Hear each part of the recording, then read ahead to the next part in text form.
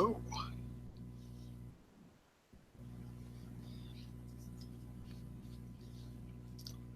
Okie dokie. Do I sound like relative to DJ Doug? Do I sound quiet, loud, Does that mean I should talk? Something. Hitler wasn't nice. No, you guys sound about the relative to? same. Okay. Because I know on the pod I'm normally quieter, so I'm trying to turn up my mic Turn up! without having it go Oh, I was gonna say, in the background. yeah. Um, so cool.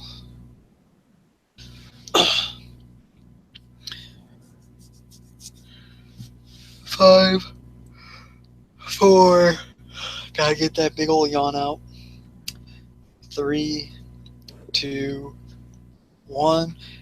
What's going on, everybody? Welcome to the Morningscape Podcast. I am Matt Moody, joined by DJ Mitchell and Doug Levy to discuss Monday, March 27th NHL slate. Getting close to the end of the year, guys. How you doing? Let's start with DJ. Tell us about your weekend. Yeah, weekend was pretty good. I spent it going to an Amherst game. I got in the Excellus box right at center ice and free food, free booze. I couldn't complain at all. Amherst ended up winning in overtime, and my girlfriend and her family, literally when the OT goal, they scored it and they had no idea what was going on. They're like, "All right, now what?" And I'm like, "That's it." And they're like, "It's sudden death." I'm like, "Yeah." So they don't know as much about hockey as we do, but it was a lot of fun. Doug, what about you? Well, normally I wouldn't be able to pod on because I have broomball, but our broomball team secured first place in the league, and we have a bye in the first round of the playoffs. So, thinking about fantasy hockey, happy to do it as always. Well, Doug leading us to victory on the ice and off the ice, as it may appear. Um, yeah, I had a downright smash weekend. Swept every single slate on from Friday to Saturday, Saturday morning, Saturday night, this morning, and currently right now I'm doing pretty well. So I've had a wonderful weekend. Um, Hoping to keep the gravy train rolling, as one might say.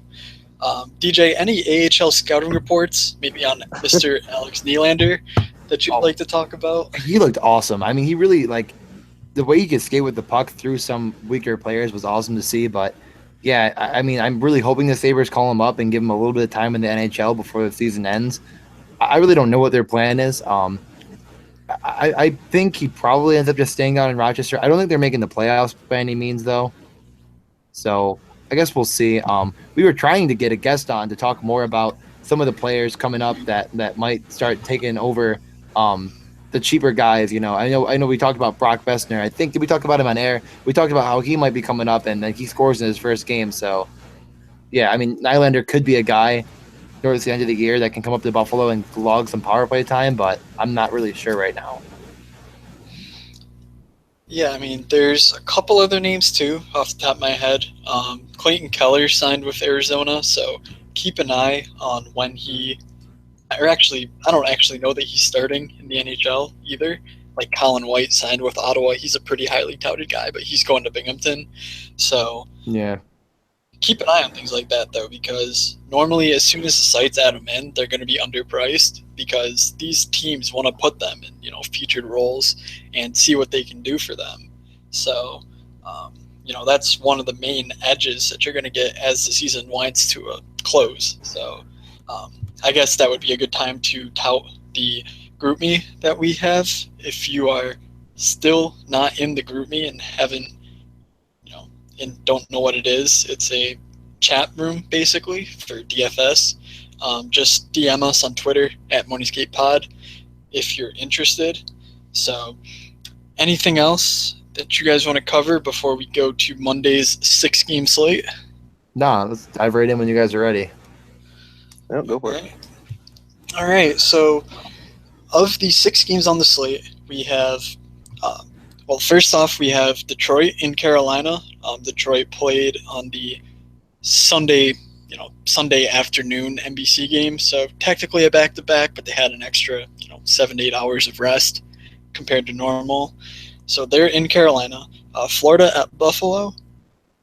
The Islanders Chicago, fresh off of a 7-0 beatdown in Sunrise, they head to Tampa to take on the Lightning. Arizona at St. Louis, and Colorado at Calgary. So let's just go right into the center position. Like always, we will cover this kind of a March Madness style, pit off a couple of guys against each other, pick one, give our cases, so on, and then we'll wrap it up with some GPP considerations. So first of all, for cash, I'm looking at this Buffalo-Florida game in terms of upper tier centers. So for me, it comes down to, obviously they're not the same price, but Jack Eichel versus Alexander Barkov. Eichel did Eichel things against Toronto. He had 2 goals, an assist, and 4 shots for the old 10-point night. That's a pretty decent night for anyone, and his price hasn't really gone up at all. And Alex Barkov similarly had a smash night, a 3-point night on Saturday.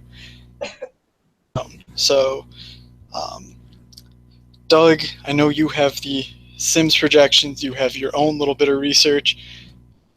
What are your takes on Eichel versus Barkov? Do you like them, or is there anyone else that you would rather consider? No, I like both of them. I think they're probably goes. I still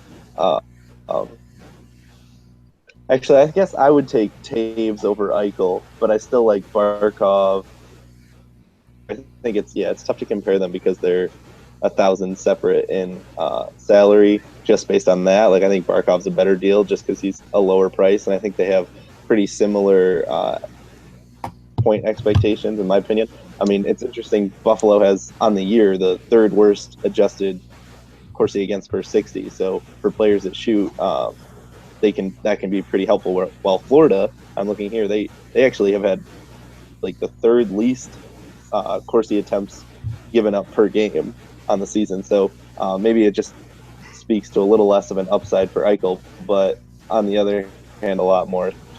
So sim-wise, I think Barkov's a better play, and I think there's maybe a little bit more of a ceiling for him than normal, where Eichel, I think you're just going to be getting a standard performance, which may be a little better than Barkov, but you're getting a lot of value. Yeah, I mean, something for me that I find interesting, DJ will get to you in just one second. Okay. So for Eichel, if you look at his last 10 games, I pointed this out on Saturday before the Toronto matchup, but Eichel does have 45 shots in his last 10 games, but 19 of those shots came in 2 matchups against the Pittsburgh Penguins. And by my, adjusted for opponent and venue and score, whatever, expected goals against per 60, they've actually been the 2nd worst defensive team in the league, actually 3rd, sorry. And the 2nd worst has been Toronto, who obviously Eichel lit up on Saturday. So it is, interesting to see how Eichel kind of does well in these up-tempo matchups, so to speak. And you're right, I don't really see Florida being that sort of matchup. I still think that said, Eichel's last 15 games, he has a 25 iCorsi per 60. That is just phenomenal. His season-long average is in the top 10 in the NHL, and it's around 20. So he's gotten better and better. I don't think his DraftKings price reflects it. Even if you want to consider at home this year, he has 32 points in 27 games. And he has 12 more shots at home than he does on the road.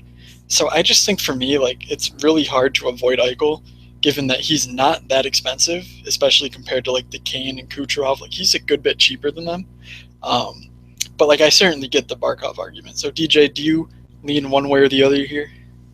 I think I lean towards Eichel just because he's a lot safer. His shot, he just shoots the puck so much more than Barkov.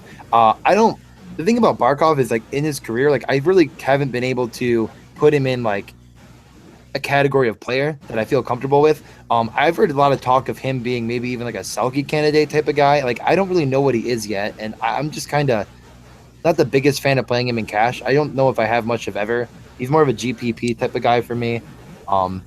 What's that noise in the background? There's a plane going over my building. I don't know. Oh, okay.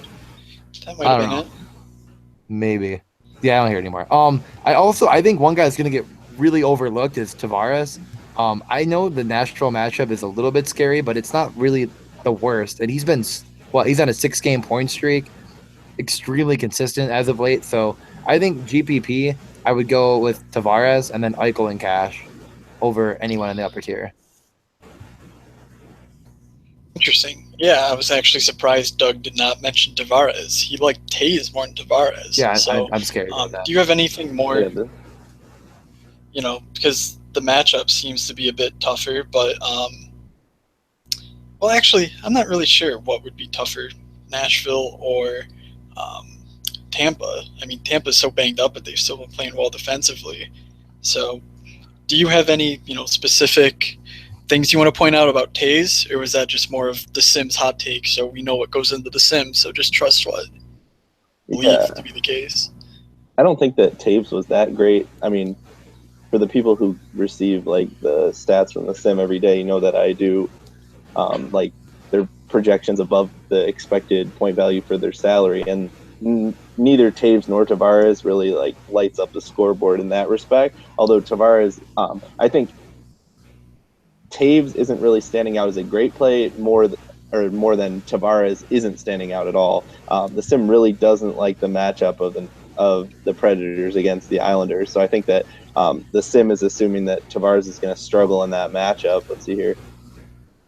Nashville winning that game almost 70% of the Interesting. time, which could be a little bit of an exaggeration, but still, with the way the worst 3 teams in Corsi against on the season are all playing in this 6 game slate tomorrow. So, and New York and the Islanders are one of them. So, I was really just thinking that Tavares isn't going to be able to get a high enough action to be able to make his price worth it. Well, normally he does, but it is interesting. I don't have anything really good on Taves though. I just think that he got boosted because Tavares was actually just not looking that great. Okay, no, that's definitely fair. You cut out for part of it, but I think we got the gist of what you were saying. Like the matchup was pretty. The matchup's pretty tough for Tavares. I do tend to agree. I do like Nashville in the spot, but there is something to be said for the Islanders fighting for their playoff lives right now. So, maybe that helps Tavares get 22, 23 minutes if that game stays close. So, lastly, to consider with Barkov, Jaromir Jagr got hurt on Saturday. Today was an off day for the team, so we don't know how he's doing. But, it being Jagr, I can't imagine, one, that he's out for too long, but also, 2, that they want to kind of rush him back because, he's like 50 or however old he is. So keep an eye on who plays on Barkov's wing. I would imagine it be Jonathan Marchessault, who put up a hat trick last game. So that's probably my preferred Barkov exposure should Jagr be out. So let's go down the list a bit at center. Who's got the mid-tier centers? I do. Actually, I wanted to make one more point here. I was just looking at the last time that Tampa Bay and Chicago played each other because I was interested in that matchup, and it looks like that Taves line at the time was pretty hard by one of the lower lines, while Kane's line actually was the one that did really well. So I don't know. This was a while. This was January 24th that this matchup happened, but they had Boyle, Filppula, and Drouin, while Kane was out there against Kucherov, Nemestikov, and Palat, and they actually got the better of them in that matchup. I don't know, just something I was looking at, but and this was in Chicago? This was in Chicago. Okay. Yeah, no, I think if this was earlier in the year, they were using Kane in those sorts of matchups because Taves was playing like absolute dog doo-doo. That was before they really found line mates for Taves to use. So who'd you say got the better end of that matchup between Kane and Kucherov? Let's see here. Kane, Kucherov. It looks about even as a whole. Okay. It appears that it might be about even. Maybe I was like they were getting the better of. It looked like Kane got the better of Hedman in the defensive matchup, which is what I was looking at before. But the two offensive lines against each other were pretty even, although Tampa Bay beat Chicago 5-2 in that game. So, while on the other hand, the Taves line was the one that really got stomped. So, like their first in that game. Yeah, I mean, not to look out for. not to go too long here, but that's certainly, I would be skeptical of that because like Taves literally looks like a different player than he did, 2 months ago or whenever this game was. So, yeah, I would kind of take it for the way they're playing now, where like actually Chicago was playing well, but I mean they're pretty vulnerable, I think, and I don't have much interest in this game anyways, but I think it is interesting the Kane versus Kucherov, how that might tend to shape out. So who else do we have at center? All right, so for mid-tier center options, I'm looking at Elias Lindholm and Nathan MacKinnon. So, I mean, I sort of talked about McKinnon the last time, and that like he does the run, he does most of the offensive work for that Colorado team. I don't think it's an overly poor matchup against the Flames that Colorado draws, and I know we talked about how we are liking Carolina's. Lindholm has trying to find his stats here, but Lindholm has actually been playing pretty well recently. This game log, I have it right here in front of me.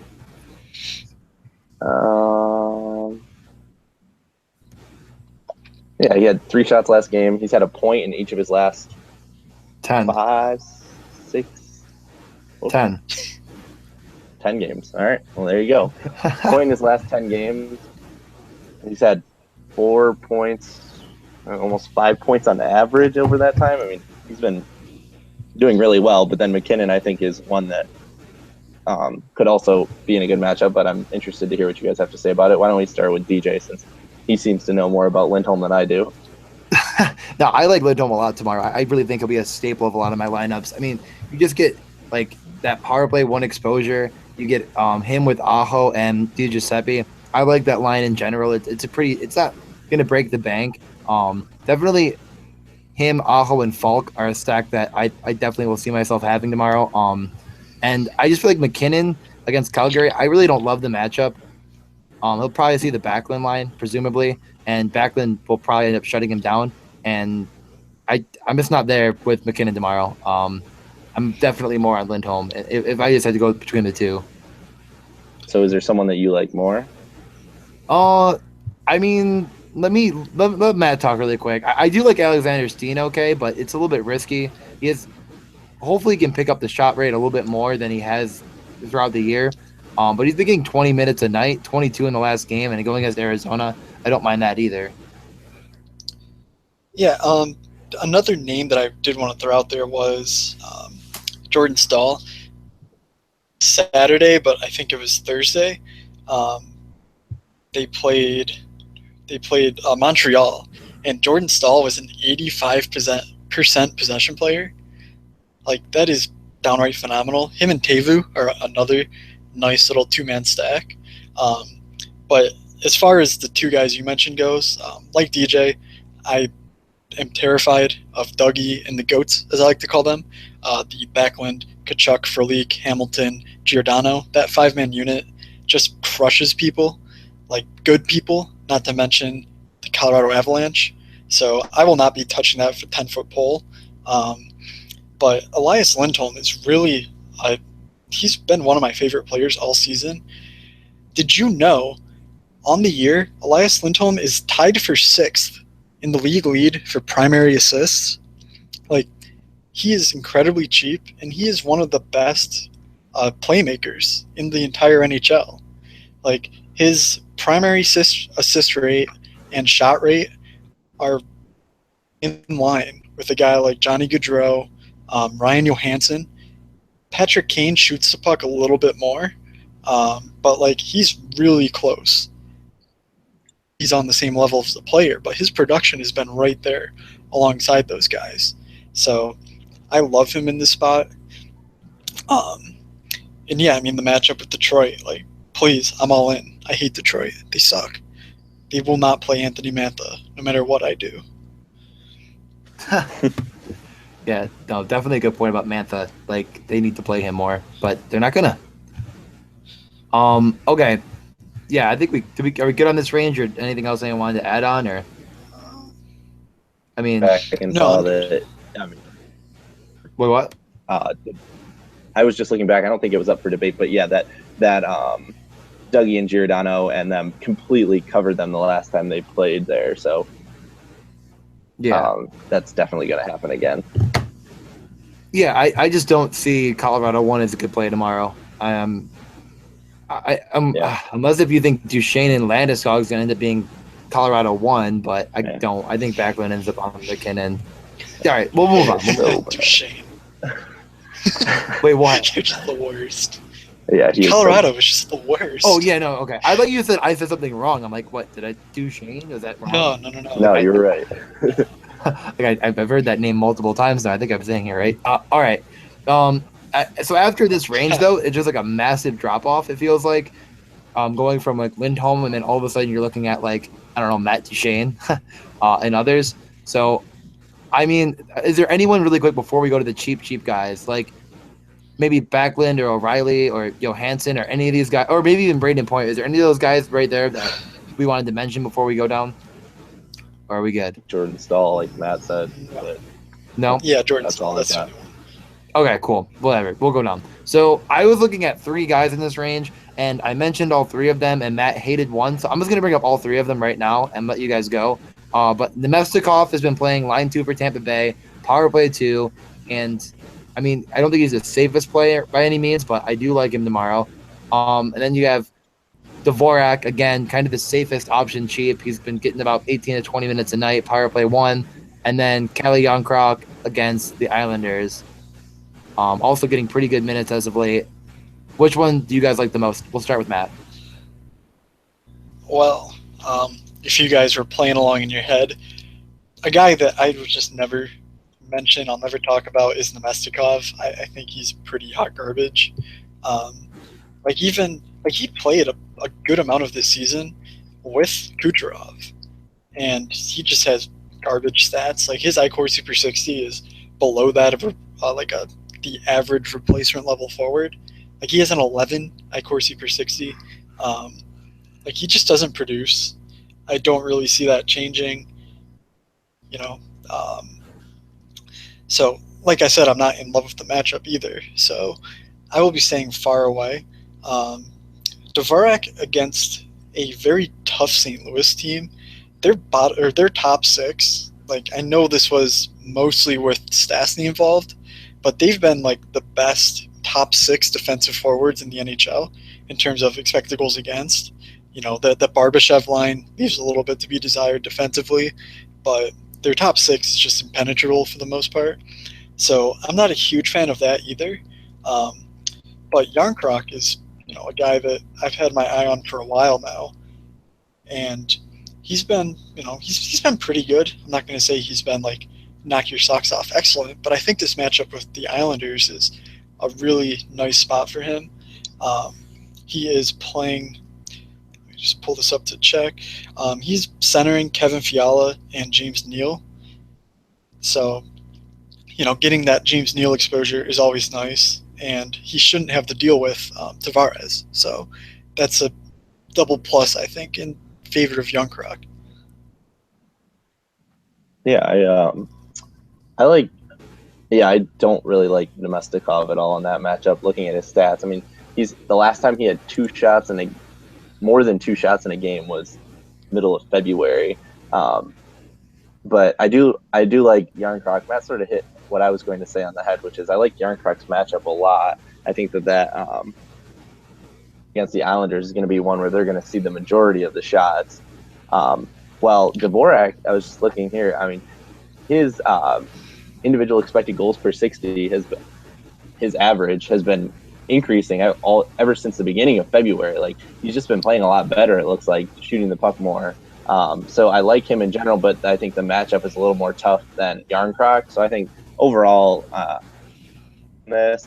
The sim ironically likes them very similarly. He has them ranked like right next to each other, 1 and 2. So yeah, I think I'd go with Yarncroc in this, but I think that Dvorak does have some. If you're looking for that too. Yes. Well, there was one more guy, Doug, that I know you wanted to mention in the cheap tier. Do you just want to talk about it, or want me to just bring it up, or? Who, Barbashev? Yeah. Yeah, no, I just think that Barbashev's in a similar position to Nemestikov, except actually shoots the puck some. He is playing, but he isn't getting as many minutes. Even strength, which I think is probably the biggest knock against him, but his price is just something that it's hard for me to argue with. He is only 2.8 on DraftKings, playing power play 2-time, and playing, I can't remember who's on his line, but yeah, just for the price difference, I think that you still get. No, Pyarvi's with Pyarvi the and second line. What? Oh, so Sanford. Oh, yeah, Sanford Yakupov and and Sanford. Yeah. Yakupov. Okay. Yeah. So, I mean, I don't know. I like him in that matchup, but he's not going. He has a pretty low floor in terms of time on the ice 5-on-5. But when you're looking for upside, he did just score a goal last game too. 5-goal, but he did play a significant amount of power play time in that game too. So I think in terms of upside for 2.8, can't ignore him, and I understand why. I mean, just getting any amount of time like that and getting power play 2 for 2.8 is pretty hard to argue with. Let me just interject here and say that of the 4 guys we mentioned, Nemestikov actually has the highest iCorsi per 60 on the season. So I don't want to say that any of these guys are safe. I think they're all pretty objectively terrible. And in my lineups, I will absolutely be spending up on either Eichel or Barkov or someone like that, and then grabbing one of the Carolina centers. So I would highly recommend staying out of this range if at all possible. Like, I think there's value at defense and at the wing that, you can make a pretty balanced lineup and not need to dig down this low. But, in case lineup, construction goes that way for you. Go ahead. I'm looking at Nemestikov's rolling averages here just because I pulled them up, and his averages have actually been decreasing over the last couple of months. So he started the season hotter than he's been playing, I think is what it says. So, I mean, if you're just looking at his iCorsi per 60 on the season, I think that might not tell the whole story, that he's actually the lowest out of the 4 that we said on a 25-game rolling average. So he's been decreasing since January. So I would still caution against him, but you are right. He does have some more production than we were giving him credit for. But he's on the downtrend while Yarncroc and Dvorak have both been up. For sure. Right. Well, all right. Well, then you're just gonna have to agree to disagree. I think everyone sucks, to be honest. Like, if they're not Jack Eichel, they're pretty bad at hockey. Jack Eichel, like. Other than Eichel. all right. Over to the wing. And okay, let's not get crazy. Top 100 player of all time. Yep. Okay. All right, back to that. So we're going to roll over to wingers now. I'm going to stay away from the Kane Kucherov thing. We kind of already touched on it once. Also, I don't know why Steven Stamkos on DraftKings is on the wing position. I guess not playing forever. They're like, now he's a winger. Hasn't played in months, but anyone know what that's about? Does anyone have like a reason that could be there? Because in a few weeks, or last week, he practiced with the team. He played with Kucherov and Point. That would be the dream. Okay. Anyways, though. Not coming back anytime soon, sadly. Yeah. So I decided to pick out 2 guys that, while aren't, like, I'm going to say, like, before we even get it, price considered. Like, you got to take the price into consideration when making this pick. I took the 2 guys I think are in probably the best matchups overall. I took Tarasenko and Forsberg. Tarasenko at home against Arizona, and then Forsberg on the road against the Islanders. Price considered, do you like either of these? Maybe one more in cash, one more in GPP. What would the stacks look like? Yeah. Doug, I'll start with you this time. Yeah, and I do like both of them. I think that they both draw the better ends of matchups, as we've been talking about. They're both on the positive side of their 2 matchups against Arizona and New York. I'm not really sure. They are pretty different in price. The sim, I will say, the sim likes Forsberg more in terms of for the price. But I mean, obviously, it's tough when you get into a salary that high. You're pretty much looking for him to go off. So maybe I would say Tarasenko more in GPP. But I mean, I don't really hate either matchup. I think they're both going to have a lot of offense without being able to look some more stuff up off the bat. I think. Yeah, I mean, Tarasenko's been like sneakily underproductive. So like I don't really think he was all that highly owned as of late, even though he has played Arizona and Colorado and Vancouver really, and within his last like 4 games. So I think he goes a bit overlooked here. Like I'm not going to say he's going to be like sub 10% owned or anything, but I think that the recent successes of especially Kucherov, maybe not Kane as much, but I mean Kucherov has just been incredible. So maybe people will look at Chicago's beatdown at the hands of the Panthers and kind of just gloss over Tarasenko.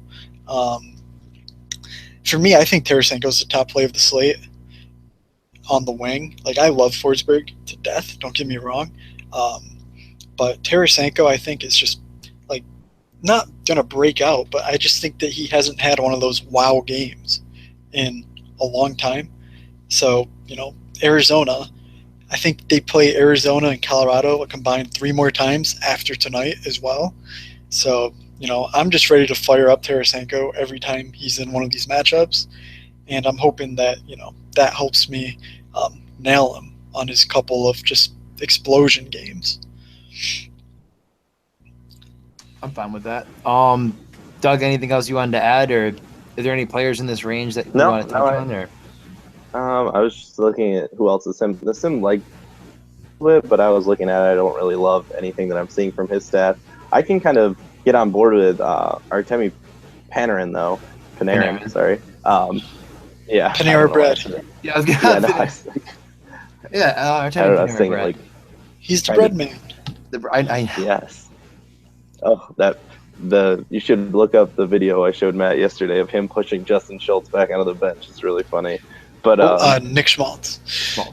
Oh, okay. Yes. Not. Okay. Yes, that would make a big difference. It'd be hard to find that way. But Panarin's actually had been playing really well up until he had half a DraftKings point in his last game against Florida, where he only played 17 minutes. But before that, he was playing over 20 minutes a night on average. Granted, playing some more poor teams, but he had 7, 5, 4 shots in 3 of his last 4 games. So I think that his 0.5 point performance is a little bit of a fluke, but his price did go down from 6.6 to 6.4 since then. So he's somebody I don't hate. I still think that you were right to say that Forsberg and Kane or Forsberg and Tarasenko. So, but that's just someone else I would consider. Yeah, and also Arvidsson has been immensely popular among the bigger names in the industry. So, I don't know how much you, the listeners, really study the opposition's lineups. I guess I'll name drop here, but guys like Testosterone and Sissima, the huge names you're going to see in the $5,000, those sort of games. Arvidsson's really popular with them. I personally just don't really have much interest because his role isn't really there compared to Forsberg. They both kill penalties. They both play on the same line, really. But for me, I think Forsberg can get there on, in a smaller sample because his shot is just downright ridiculous. Arvidsson may be a slightly better volume shooter, but I don't even think the numbers bear that out either. So while they're the same price on DraftKings for the most part, I would absolutely side with Forsberg. But I did just want to throw that out there in case anyone cares what the Sharps are doing. Great point, Matt. Great point. All right, so go ahead the mid tier. I'm guessing Matt. Yeah. So one more thing. Evander Kane was supposed to be on the power play 1 last game, but Bylsma kind of fooled us by saying that he was going to run a 5-forward first power play unit, and then reneged on that. So Kulikov took the place of Kane on that unit. So that's an interesting note while Ristolainen's out for the Sabres. But anyways, my guys I wanted to touch on were Jaden Schwartz for this Tarasenko exposure. Schwartz has goals in well, 2 of his last 3 games. He has a goal. He's been shooting the puck a ton, especially relative to his season-long rates. And, he's a bit cheaper exposure to Tarasenko in this phenomenal matchup. And I wanted to square him off, with, I guess, a couple of guys. You could say Palat or even March or so, like I said. But here I want to focus on Jeff Skinner. Smoking hot. He has 10 goals in his last 10 games, and he gets a matchup with the lowly Detroit Red Wings. So I guess I will just let one of you butt in if you have something to say about these two. Doug, you Who's go the first one? Schwartz. Who was the first one? Yeah. Oh, Jaden Schwartz. Yeah. Okay.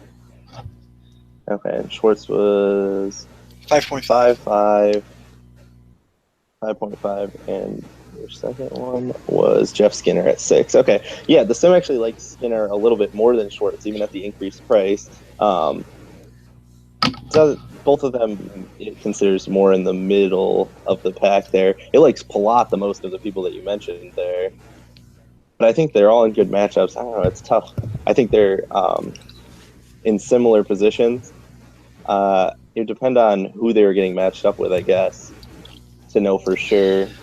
I don't really know. I guess I don't really have an opinion either way. If you want my unprofessional opinion, I think Jeff Skinner and his line goes out against the Larkin Athanasiou line. They might be with either Sheahan or Ablocator, if that matters. But I would imagine Jordan Stahl against Zetterberg and Lindholm against what's his name? Franz Nielsen. Yeah. So I guess if that. Yeah, I mean, obviously Carolina being home, they can kind of manipulate the matchups a bit. Yeah, I like Skinner a lot in that matchup, but obviously Jaden Schwartz. I mean, it doesn't matter who Arizona puts on him; like they're terrible. So I think if you have the salary to get Schwartz and Tarasenko, that's a really fun stack. And Schwartz is definitely kind of getting back to the level we saw earlier in the year with him. His price is also bumping up a bit, but I remember earlier in the year he was around 6K. Really producing a lot out there with Tarasenko, and now being back, I think, kind of back at that level that he was at with his shot volume. Everything okay over there? Yeah. They heard all the magic we're cooking up in here. Got to come arrest us again. Not again. Who is it? Is it Matt or Doug? Who is it? It's me. It's Doug. Doug? It's me. I still live across from the police station, just like last time. Dude, you didn't move. We told you you had to move if we're going to continue the show. I mean, dude, come on. All right. Says the guy whose roommates were blasting music up until 2 minutes before we went live. That is extremely factual. Okay, back to what I was saying, though. So last time Jaden Schwartz played Arizona, he had 5 shots on goal. Against Colorado, 8 shots on goal.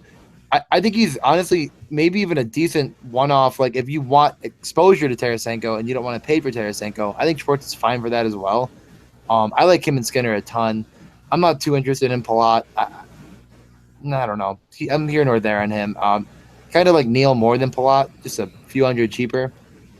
Those are kind of my main 3, I guess, from this Doug, range. do you still have the rolling averages up? Yeah. Can you look up Skinner versus Schwartz in terms of iCourse per 60 over? Oh, I was looking at individual expected goals per 60. That works too. Yeah, Skinner has a clear advantage, has been leading over Schwartz the entire season without fail. Palat is pretty much even with Schwartz on the season, but Skinner is still ahead of both of them by a clear margin. Let's see, 1.32 at last check to 0.86 expected goals per 60. And Schwartz, respectively.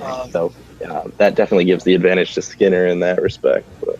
Yeah, for sure. I know Schwartz has been, I think before his last goal, he had gone 23 games without a 5-on-5 goal because his one goal was on an empty net in a 5-or-6 situation. So I think he had something like 50 or 55 shots before he scored. And, so his rates had been picking up a bit. So I do think he's a really solid play. Yeah, Schwartz rolling Corsi average is 12.47 and Skinner is 19.2. Okay. But no, I'm looking at the game logs, and yeah, Schwartz just had a 5-shot game, an 8-shot game. The 8-shot game is when he scored the goal. But then he scored again in a 4-shot game before that, which is a little bit more impressive than Skinner's last few have been. But no, I do think that if you're just looking at the stats, Skinner might have the advantage there. But that doesn't take All right, into cool. account matchup or anything. Yeah, I mean, I think Skinner has a very good matchup as well. So, that does push me on the side of Skinner here. Do you guys want to make any strong arguments in the other direction? No. All right. So like I said, you can keep in mind March or so if Yager is out again, as I would expect he plays on the first line with Barkov and would remain on the power play 1 as well. I guess a couple other names to note going down before we get to the lower tier. Kachuk and Frolik against Colorado. They're pretty good at hockey, and they should be pretty dominant as always. And Teuvo Teravainen at 4.2. I mentioned him playing with Jordan Stahl.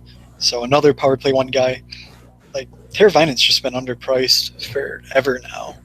The whole year. He's low 4s. Like, he's just putting up smashing numbers. And I really don't see it stopping. So I'm going to continue to ride him in cash. Absolutely. All right, want to go to low? Yeah, all you, Dougie.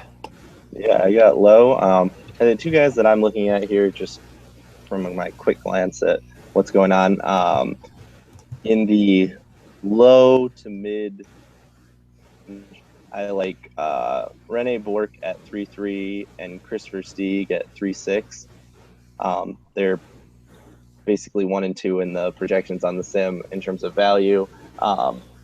I was just looking here. Versteeg has had 2 or more shots in all of his last 5 games, which is pretty impressive. Bork is a little bit cheaper, playing power play 2, while Versteeg is listed on power play 1 from what I have here. And he is obviously in a much more poor matchup. But how do you guys feel about them? Matt, you want to go first? Where do you have Rene Bork playing? I have him on power play 2. And the third line? Yeah, I don't think he played power play last game. Am I wrong? Right. Yeah, I'm not seeing that either. So yeah, I think if you want to. Daily Faceoff has been really slacking lately. Like, I was looking today, and they still have they still had the Flyers lines as Drew, Simmons, and Wheel. Like, that hasn't been the case for like a week now. Okay, well then maybe that's not the best comparison.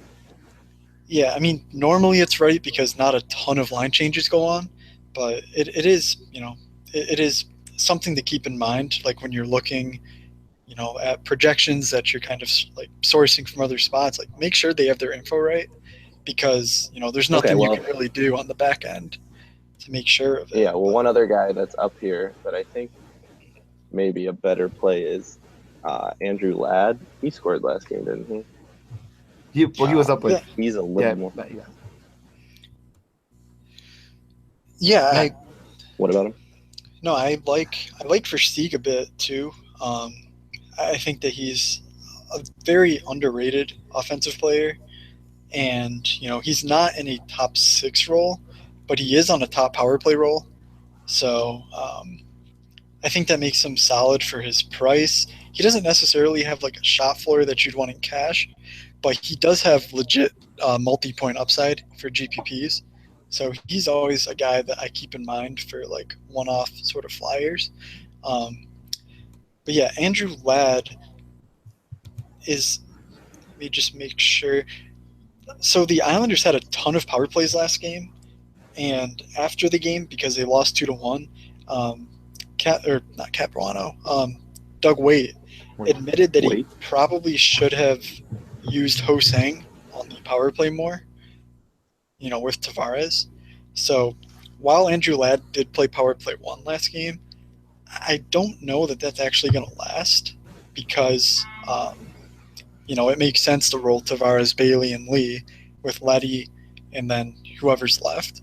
But if we get some sort of clarification that Ladd is on the power play 1, like, that's a pretty good price for Ladd. Like, he hasn't been the player they thought he was going to be, but he hasn't really been that bad from a DFS standpoint. Like, he still shoots the puck a little bit, and he can score some goals. So, that's definitely a fine play, I think, at 4,000. Yeah, I'm down with that play. I'm definitely down with Verstigo. I really do like him tomorrow a lot. That first power play unit against Colorado. Colorado takes a ton of penalties. So if you just wanted to ride that exposure to power play 1 Calgary, I'm all about it. Either unit, really. I'm definitely going to have exposure to both. So I just really like the power plays for Calgary tomorrow. So I think I'm more on him than anyone. But if we can somehow get some news out of the Islanders, which they're okay about getting some DFS, well, their lines out there, not DFS stuff. It's not like they actively put DFS stuff out there, but they're pretty good about getting information out there. So maybe we can figure out if Ho-Sang is going to be on the top unit or Ladd or something, and those guys will definitely bump into a better consideration for me tomorrow. Yes. Right. I was just looking. Colin Wilson is a legendary Fantasy Insiders Slack player. We've taken a little bit of Nashville these last couple of games, and of all their big names, Forsberg, Arvidsson, Yossi, Subban, Colin Wilson has 5 points in the last 2 games. So I can say officially that I am Colin Wilson. We are Colin Wilson. And if you play Forsberg, just expect to see Colin Wilson show up on the score sheet and not your guy, because that's the way it's been rolling. So that's the little fun Fantasy Insiders thing I have. That makes sense to no one else. So No, really funny, Matt. I enjoyed it. Yeah, really. Thanks for including it. It's a Fantasy Insiders insider that we're outside of. We're fantasy outsiders. There you go. All right. The defense? Yes. All right. I have high defensemen as well. Getting baked. I was instructed to skip Victor Hedman at 6'7". So I'm just going to go down and pick the next 2 highest guys, which are Roman Yossi and Alex Pietrangelo. This is exactly like our I think it's for the high priced centers too, where we picked 1 St. Louis guy and 1 Nashville guy. So Those wings, but close. Oh, wing. Yes, wings. All right, thanks. You're welcome. So obviously both of them in good matchups. Yossi definitely gets the better of Pietrangelo in terms of Corsi 4 per 60. But I mean, they're both talented defensemen that have goal scoring capabilities. So how do you get, which one of those are you leaning towards? Matt, you want to go first, or? I guess I'll always go first, DJ. I like Yossi. I'm just not a huge Pietrangelo fan. Like, one, he's priced up. Like, I think if he was like 5K or 4.9 or something like that, I would be a bit more, interested. But I think that Roman Yossi is just a bit more of an explosive player, and he also has, the shot floor we're looking for. So, like, Pietrangelo's not a bad play at all, but I think I do side with Roman Yossi. And I like to match up a little bit more, because I think that the Islanders will be able to put up, some shots the other way that he might be able to block, et cetera, et cetera. Yeah, no, I think Yossi's probably the better, like, cash take out of this. I think, obviously if you're going to stack one unit with, like you got Tarasenko, Schwartz, you can have the room for Pietrangelo. Like, that makes sense in GPPs, but I think in cash, I'm leaning towards Yossi. 32 shot attempts in his last 5 games. He also blocks shots well. I think the reason Pietrangelo's price has been going up is just more of the minutes he's been getting rather than the actual production we're seeing out of him. There are a couple pretty good games in there, but there's also some games that are 1.5s and stuff of that nature. So I just think if you're looking for the safest option, it's Yossi in a matchup that I really want to exploit against the Islanders. So, yeah, I mean, you look back at Yossi, he has a 7 block shot game in there. He puts a goal in also with a 7 block shot game. Like, you're really looking good. So, yeah, Yossi all day, twice on Monday. Want me to just carry right? Nice. Want me to carry right into the next two guys? Yeah. Yeah. All right, so this is, I mean, the first one I'm gonna go with is Justin Falk, and then the second one, it's really like I couldn't pick between Giordano and Hamilton. I know Matt's feelings already. Giordano, the main reason why I go him over Hamilton is just because there's an obvious floor with the block shots he gets, and in the last game he had 6 shots on goal against St. Louis, 24 minutes of ice time. It just seems to me like he gets more ice time. His blocks plus shots has been really trending upwards, and I know Dougie Hamilton might be more explosive, and I just said how much I love Yossi for his explosiveness, but I'm kind of feeling Giordano tomorrow. But how do you guys feel about it? We'll do Giordano, Hamilton, and Falk. So, DJ, what are your thoughts on TJ Brody as a hockey player? I did never play him ever because you just don't play him because he doesn't really do anything. Okay, what if I told you that on the season, TJ Brody has more points per 60 than Mark Giordano? I kind of believe At it. 'Cause of 5 on all the- 5. Okay, at 5-on-5? Yuck. Right. That's not good. And what if I told you Dougie Hamilton had triple the points per 60? Triple. Much higher Fantasy shot floor. points? Like fantasy No, points? like- 60? No, like legit, like on ice points. Dougie Hamilton has 31 points in 74 games. Giordano has 12 in 75. Obviously, when you include power play, it gets a little, it gets a bit closer. But for me, when I attack daily fantasy, I think if you're banking on power play stats, you're doing it wrong, because power plays are so hit and miss that like sometimes you can get 7 of them, and sometimes you can just get 1 or 0. So for cash games, I just am not a huge fan of it. For reference's sake, on the power play only this year, Hamilton has 14 points and Giordano 12. So that's kind of where the gap narrows a bit. But like I just think that Dougie is a much better fantasy asset than Giordano, which is why I always side with him over Giordano. But like you said, I mean, I can't say Giordano 100 times. Gio's been blocking a bunch of shots, and while I don't necessarily think that that's like a skill that he magically developed, over the course of the year, like he has 174 on the season, and Dougie has 89. So that is like a very valid point. But I just think that when you're sacrificing someone like Dougie Hamilton, who does have multi-point upside, for a guy like Giordano, who might do it like once every 27 games or something like that, like, it's all day. But I wanted to make that point because I don't think people realize, like, while Giordano has decent numbers, like, he's really not all that he's cracked up to be. Fair enough. Doug? Yeah, no, I like Dougie Hamilton too. I mean, I don't have a ton of huge opinions on these defensemen. I think that Dougie Hamilton is far away the best play in this 5K range. I was just trying to look up bulk numbers here too. But was there anybody else that you said? Falk has similar.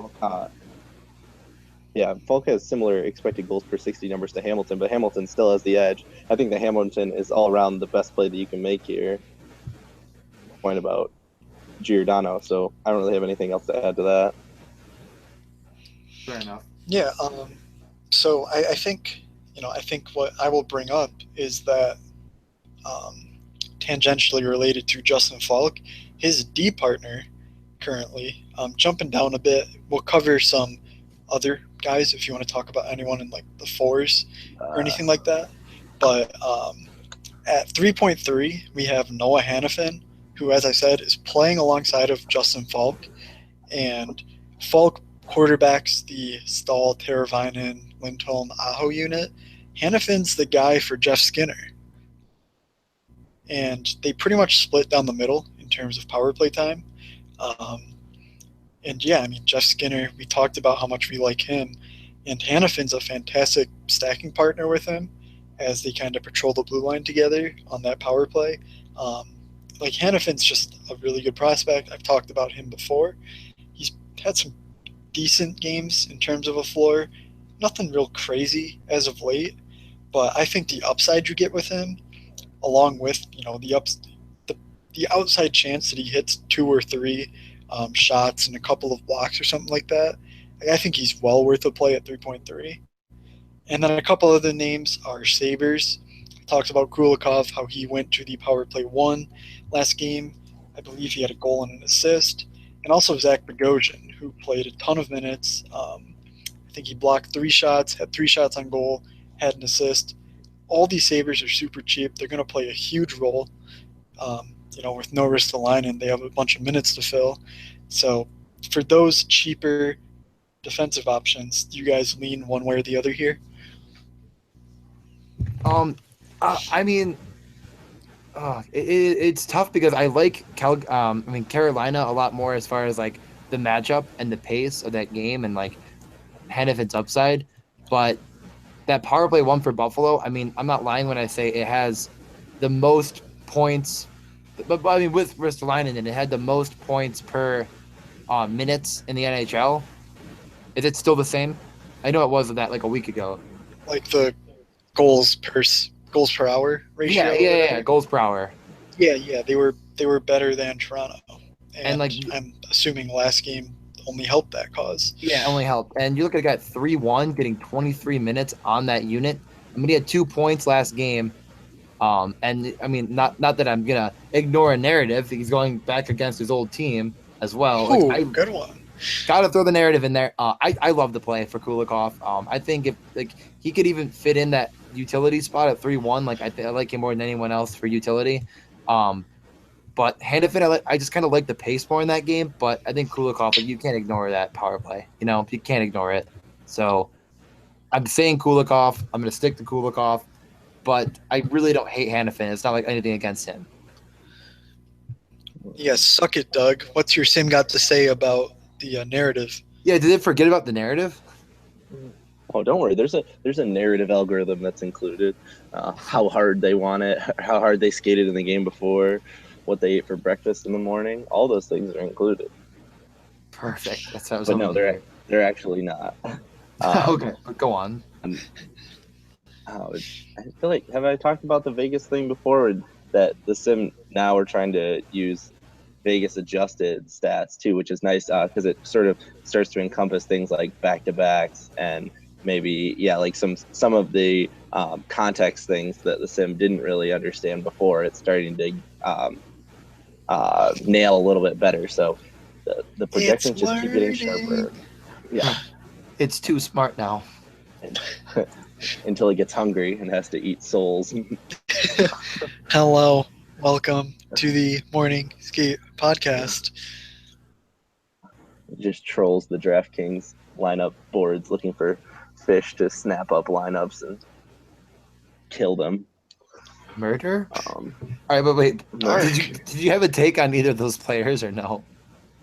I like Hanifin more just because I think he's more of an offensive producer. I don't like to ride. I don't like to ride narratives. So as you say, I think it's sort of, at least from what I was hearing from you, I don't know a ton about Kulikov, but I know that it's tough for me to go with narratives involving just the power play unit, sort of like what Matt was saying. I don't want to, even at this low of a price, bank my defenseman on what he's going to be able to do on the power play, especially when defensemen don't get involved that much, and even more so on the power play, I feel, proportionally to the offense at least. But no, I think I'd side with Hanifin a little bit more there. I think the matchup is there. Fair enough. Do we want to go over? Yeah, to me Oh, sorry, Matt. Yeah, well, lastly, I just wanted to say this definitely feels like a three defenseman slate to me, just because like I do think that there's a ton of value in these Sabres guys. Hannafin's great. Um, Another couple of names, like I think Pareko at 4.5 is interesting, given that he'll be on the second power play. Maybe that's a kind of contrarian way to target, a very good St. Louis matchup. Keith Yandel against Buffalo. I mean, Buffalo's power plays or penalty kills really bad as well. So, the power play guy for the Panthers could come into play. So, there's a lot of D that I think are really good points per dollar play, and I think that wing is pretty weak. So, let's. But yeah, with that said, let's talk about maybe a couple of GPP stacks we have. Yeah, I already mentioned one that I really like, Lindholm, Aho, Falk. I really like that one a lot. That's just kind of one avenue I'm definitely gonna have that somewhere in my GPPs. So I'll throw that one out there first. That's for me. I actually, I really like all of them. Obviously, I think you can make that into a nice little onslaught by adding in Stahl and Teravainen. You get that same power play if they hook up once or twice. Add on an even strength goal somewhere. Can you explain your usage of the word onslaught right there? So, an onslaught is when you kind of take a stack and you add another stack that also correlates with the same stack. So, like I said, super stack. Right. It's a super stack. But basically, for me, it comes, when guys have very affordable price tags. Like for these Carolina guys, they're all like low fours to mid fives for the majority of them, for all of them. So it really only takes one real life point for them to pay off their salary.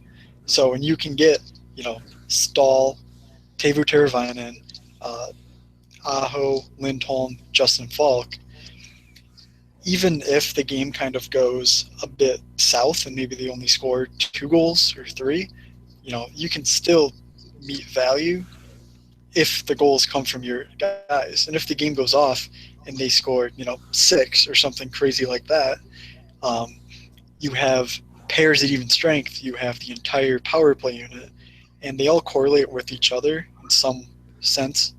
So you're always getting, multiple point. If one of your guys scores, you have a chance to get multiple points on it. All right. Good point. No, I like it. Anyone else have a stack they like? I like. You can go. Oh, okay. I was gonna say I like this Nashville one. It's a more expensive stack, but I think it's gonna be a good stack. They play together on the power play too. The Arvidsson, Johansson, Forsberg line. They play power play 1 together as well. Yossi's going to be the D on that power play as well, and then for that stack. But I could see that stack working along with a cheap stack to make like a good GPP option, just because correlation in that line. Plus, I think the matchup is great, and I don't think that the matchup is going to be as hyped up as we're making it. I think that Nashville's not a team that always gets enough love, I guess. I'm not sure. I just feel like it feels right. It feels right to me for sure. And you can't measure heart. I was going to say, does the sim take into account if it feels okay on that night? If I feel okay with it. Yeah. Yeah, right. I should say, yeah, that's my pick. That's not a sim pick. I haven't run the GPP lineup optimizer thing for the sim yet, so I don't really know what it would say. So don't say that it's the sim's fault. Just blame me if that's a bad call. All right, Matt. I think a very under the radar stack that obviously I like, the St. Louis first line of Tarasenko, Schwartz, and Steen. If you want to get sneaky with it, Patrick Berglund joins that trio for the first power play as well. Berglund is he has some upside as a player. I think he was a former first rounder, fairly young as well. I can't confirm. I think he's in his mid-20s though, so like he's another fine option. But my under the radar sneaky stack Jamaman is the Dougie Hamilton, Michael Backlund, Michael Frolik, and Matthew Kachuk. Kachuk came back from a 2-game suspension, and they were against St. Louis, so I think that was a bit tougher of a matchup than you might expect. They get a home matchup with Colorado. I think they smash them to pieces, and I just like that line more than I do Monahan Gaudreau. They've been playing so well all year. I'm just going to go right back to the well. For what it's worth, I just pulled it up just out of the blue. Michael Backlund, in 2 games against the Avalanche this season, has 3 goals, an assist, and 7 fantasy points per game. So I guess my gut does lead me in the right direction sometimes. All right, yeah, I'm fine with that. Size alert. All right, is there anything else we want to touch on, or are we good to sign it off? I'm good. Let's get on out of here. All right. Yeah, so follow us at Morningscape Pod on Twitter. Join the group me if you want. We still have a few coming in every now and again. So I think when we promote it more on here, it gets bigger. We're up to, Patrick Laine, 29 members, I think. So that's fun. Yeah.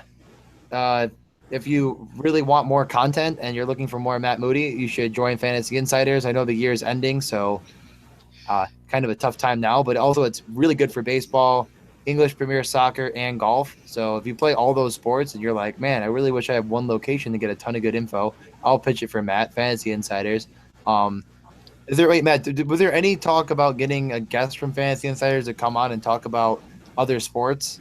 I mean, there hasn't, but I just wanted to bring up, real quick, if you guys are interested, it's one of the more affordable plans, like around the industry. You'll see some sites where it's like $600 a year. Like, it's just absurd. Like, there's really good analysis at the website.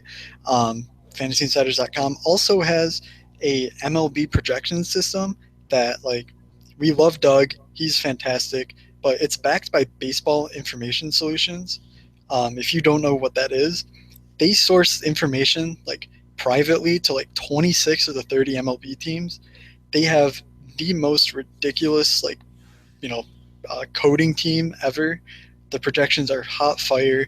They're like, everything about them is just amazing. Like, I was stuck on aces for last baseball season, and I still smashed because the Baseball Insiders guys, they know their stuff, and that the only place you can find them is at Fantasy Insiders. So check the site out. You can find special promo codes, I'm sure, things like that. So yeah, thanks for the shout out, DJ. It's a really nice site. So I highly recommend it if you're looking to kind of take the next step for your daily fantasy game. I did want to point out, we did have a review left for us last week. So What? yeah, good friend of the show, K-Milk2, said, best hockey pod out there. With each guy focusing on a different pricing tier level is a nice addition. Obvious picks are mentioned, but not overly focused on, and under the radar plays, backed with actual analysis. Love it. Keep it up. So thank you, K-Milk. I'm tearing up. That's really nice. I just started crying. I need a moment. I'm gonna need to.